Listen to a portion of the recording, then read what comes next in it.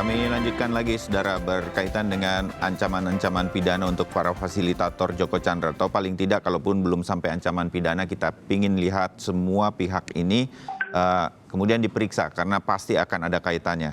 Ada Abdul Fikar Hajar, pakar hukum pidana, Taufik Basari, Komisi 3 DPR RI, dan Andrea Pulungan dari Kompolnas. Bang Andrea, Anda ingin menanggapi apa yang tadi disampaikan Mas Fikar sebelum jeda, bahwa ini seperti memang di sini yang masyarakat ingin tahu clear-nya sebetulnya, Kejaksaan Agung sudah memintakah, sudah apa yang kemudian terjadi, apakah kepolisian mengetahui kemudian memberikan informasi kepada Kejaksaan Agung. Bang Andrea punya behind the scene mengenai ini, belakang layarnya. Kalau behind the scene saya tidak berani, karena bukan sutradaranya.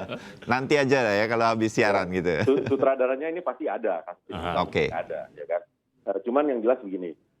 Yang meminta itulah yang bertanggung jawab untuk memperpanjang. Nah, ketika tidak, ya itu makanya harus fair aja, harus ada penyelidikan di masing-masing instansi atau Kabarreskrim langsung memerintahkan semua periksa. Jadi jangan jangan tadeng aling-aling lah gitu. Pokoknya yang terkait dari alur sampai red notice itu hilang itu diperiksa dari alur pertama sampai ujungnya. Nah, kemudian polisi dalam hal ini tidak bisa mengajukan red notice, karena yang mengajukan itu ya pada saat itu bukan Polri. Dan bahkan kalau kita lihat surat yang saya ikutin Talkshow Aiman waktu itu, saya lihat suratnya di situ kan suratnya itu kan hanya memberitahu gitu loh, memberitahu, walaupun ada rujukan suratnya tahun 2020 dari kalau nggak salah dari istrinya ya gitu loh, salah satu rujukannya gitu loh. Gitu. Jadi saya pikir kalau untuk Polri memang semuanya harus perbaiki lah. Jadi sistem ini saya sepakat bahwa sistem ini harus terpadu gitu loh. Nggak bisa Polri sendiri, imigrasi sendiri, kejaksaan sendiri untuk urusan kayak ini kayak nggak bisa. Dan kita mesti lihat juga kan bahwa yang kabur itu kan bukan cuma Joko Chandra. Oke. Nah, sekali lagi saya pindah ke Taufik Basari atau Tobas. Bung Tobas, ini sekali lagi Komisi 3 kan kemudian diharapkan bisa memecah ini, karena memang bisa memanggil siapa saja dalam rangka untuk melihat ini menjadi lebih terang benderang begitu. Kalau tadi Bang Andrea Pulungan antara dua instansi, Kejaksaan Agung dan kemudian kepolisian, kalau nanti ketahuan ada di mana miss-nya kan akan diperbaiki. Kemudian advokat Mas Fikar tadi mengatakan, apakah kemudian mengenai advokat ini juga akan menjadi perhatian dari Komisi 3, bahkan mungkin kalau memang dimungkinkan ikut dipanggil untuk menjelaskan apa perannya dan lain-lain. Bung Tobas. Ya, jadi memang ini tidak bisa hanya berdiri di satu instansi saja ya, semua instansi harus kita bongkar semua ya, ada kaitan apa satu sama lain.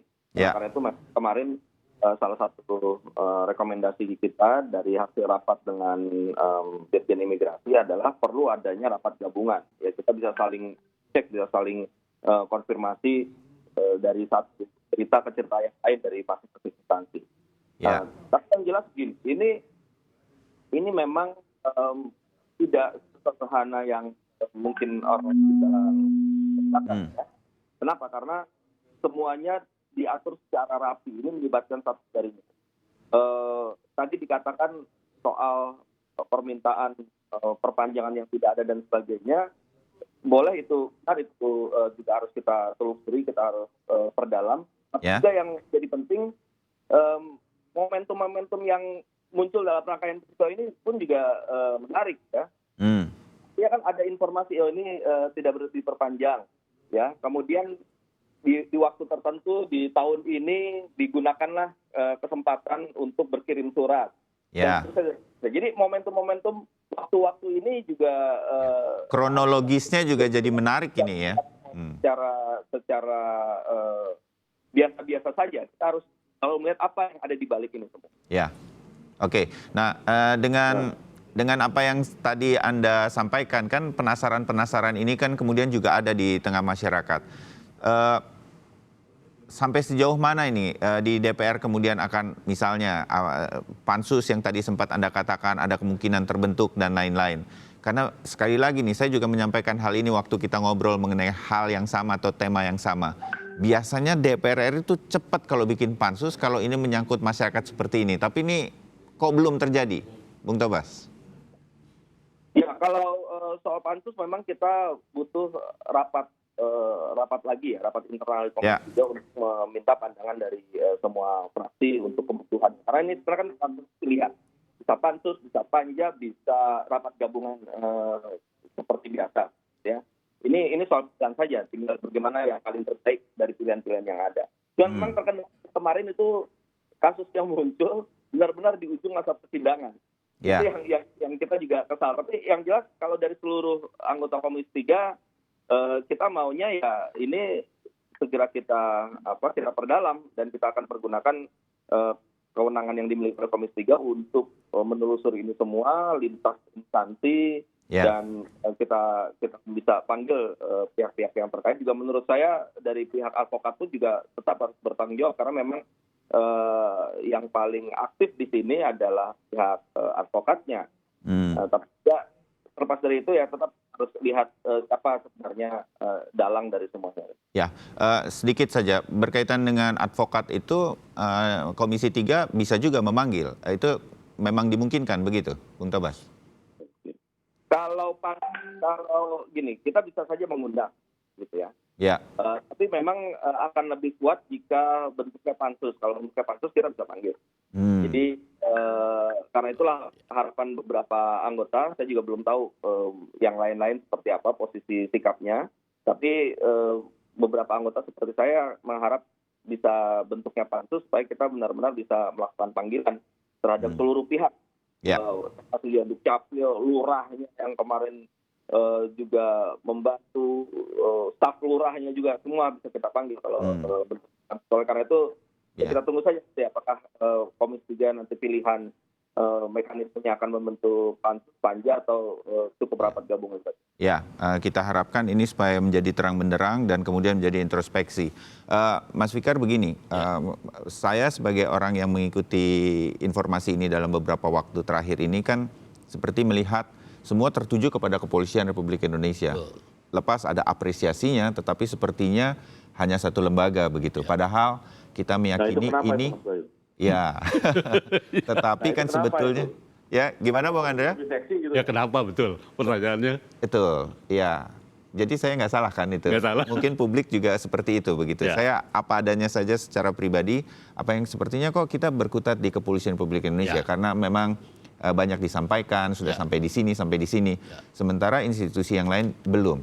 Di mana kita bisa memulai ini? Ombudsman sudah ikut memberikan pengusutan. Kita berharap Ombudsman. Tetapi koreksi saya juga, Mas Fikar. Ombudsman nanti kan cuma semacam rekomendasi begitu, administrasinya saja. Siapa yang kemudian bisa memerintahkan usut ini dan kemudian semua mengikutinya dan mengusutnya dengan baik? Ya, saya kira ini kan ada di dalam satu sistem kenegaraan. Kalau kita mencari siapa yang harus kita minta memberi perhatian yang besar, saya kira jelas pasti harus presiden. Ya, presiden harus ngomong karena ini sudah mengacak-acak sistem. Ya kan? Dalam sistem penegakan hukum pidana. Penegakan hukum kita sebetulnya. Sistem penegakan hukum ini sudah diacak-acak. Ya, kalau saya pakai istilahnya kemarin itu kecolongan yang disengaja sebenarnya. Iya kan?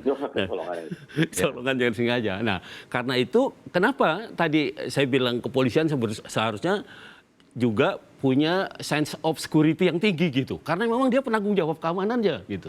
Nah, saya kira harus ada satu sistem nantinya yang di dalam penegakan hukum pidana yang bisa diterapkan pada seluruh komponen penegakan hukum yang sense of security-nya itu bisa melunar kepada yang lain. Kejaksaan, imigrasi gitu. Jadi meskipun tata administrasi, birokrasi surat menyurat segala macam itu ada aturannya sendiri, tetapi di atas itu ada itu tadi mestinya ada sense of security yang sama gitu, bahwa terhadap buronan, terhadap penjahat yang melakukan kejahatan di Indonesia yang lari ke luar negeri itu harus punya ini yang sama gitu, frame yang sama. Itu saya kira yang harus ditumbuhkan. Yang harus ditumbuhkan ya. Salah satunya kalau Pak Jokowi menyaksikan kita, mudah-mudahan Pak Jokowi juga memperhatikan hal ini. Betul. COVID-19 dan ekonomi begitu, ini penting untuk diperhatikan. Bang Andrea begini, saya melihat kepolisian mumpung jadi fokus gitu, sekalian saja kemudian menjadi jangkar dari hal ini. Karena memang selain introspeksi ke dalam, mencari siapa yang bersalah di dalam, yang di luar kalau memang terlibat, ya memang kemudian harus diperiksa saja. Advokat pun sebetulnya sudah dipanggil sekarang untuk mencari celah-celah ini supaya makin ketahuan begitu. Nah, ini akan terus terjadi atau tidak di kepolisian menurut Anda? Ya, seharusnya akan terus terjadi. Ya, dari oke. komitmen Kapolri dan Kabareskrim ya. Ya, Dan satu hal bahwa ini saya juga bingung.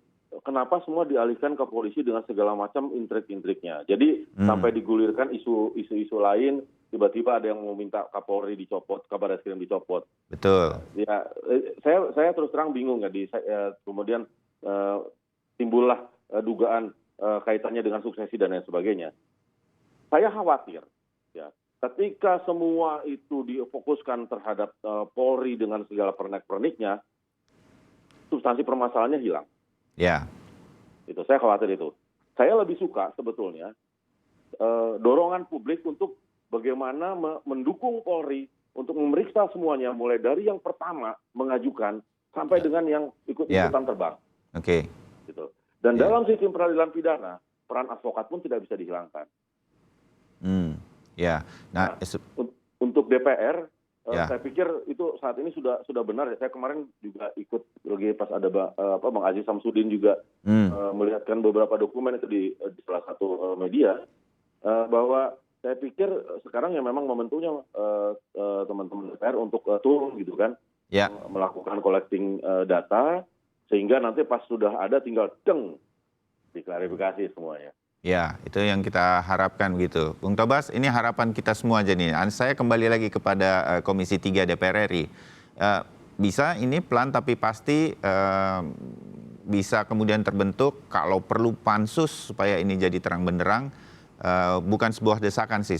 Saya setuju juga Bung Andrea, kumpulkan saja dulu kemudian nanti baru dilakukan. Sekarang kan kita khawatirnya ini DPR justru jadi seperti salah satu lagi institusi yang kemudian seperti setengah hati untuk menterang-benderangkan ini semua. Mudah-mudahan saya salah, Bung Tobas. Sepertinya salah. Ya. Amin, mudah-mudahan. Kalau dari hasil diskusi kita di antara para anggota, kita semua gergetan semua ya. Iya, Kita, iya. ingin menggunakan kewenangan yang dimiliki oleh Komisi 3 ini untuk kita memanfaatkan momentum ini untuk solusi semuanya. Dan tadi benar yang disampaikan Bung Andrea bahwa ya di saat kita menunggu hasil keputusan apakah kita bisa lakukan masa reses atau kita menunggu nanti masa persidangan berikutnya, kita juga melakukan pengumpulan data, ya, pengumpulan informasi dan keterangan dari masing-masing anggota untuk nanti pada saatnya kita melakukan rapat gabungan, kita bisa lebih tajam lagi untuk memperdalam ini semua. Nah, yang kedua terkait dengan Polri, tentu kita memberikan apresiasi yang tinggi ya, karena memang gerakan dari Bareskrim ini sangat cepat ya, untuk melakukan pemeriksaan kepada pihak-pihak yang terkait. Nah, cuma memang mau tidak mau saat ini fokusnya masih di kepolisian karena mau untuk penyidikan memang kan motornya kepolisian. Kalau di internal masing-masing ya kita harus desak juga. Jadi selagi penyidikan ini berjalan di kepolisian, dari internal masing-masing pun juga melakukan satu upaya-upaya di lembaga. Saya berharap Kapolri dan Jaksa Agung, kalau perlu juga Kemendagri dan Kemenkumham duduk membuat pernyataan bahwa Kejaksaan Agung, Kemendagri, Kemenkumham siap membuka akses apapun bagi Polri untuk menyelidiki secara internal lembaganya. Itu satu komitmen politik yang menurut saya saat ini dibutuhkan, karena juga akan membantu Polri untuk lebih mendalami ini semua di instansi lain selain dari di kepolisian. Ya, mudah-mudahan begitu. Walaupun DPR ini lembaga politik, saya berharap untuk kasus ini justru Komisi 3 menjaga agar kasus ini tetap pada kasusnya, intrik-intrik politiknya mudah-mudahan bisa tetap dijaga. Ini yang kita harapkan. Saya rasa kita semua setuju di kesempatan pagi hari ini bahwa cukup kali ini saja seorang Joko Chandra atau siapapun seperti Joko Chandra menampar wajah penegakan hukum Republik Indonesia. Menjelang Agustus merah putih harus di dada kita mudah-mudahan. Dan ini yang menjadi harapan kita di DPR, di kepolisian, titip untuk Bang Andrea Pulungan, Kompolnas, dan kita semua. Terakhir dari Mas Fikar, singkat. Terakhir saya begini, kalau melihat kasusnya sebenarnya tanggung jawab sepenuhnya ada di kejaksaan. Karena kejaksaan adalah eksekutor gitu. Ya. Artinya dia yang harus aktif sebenarnya. Ya. Terutama untuk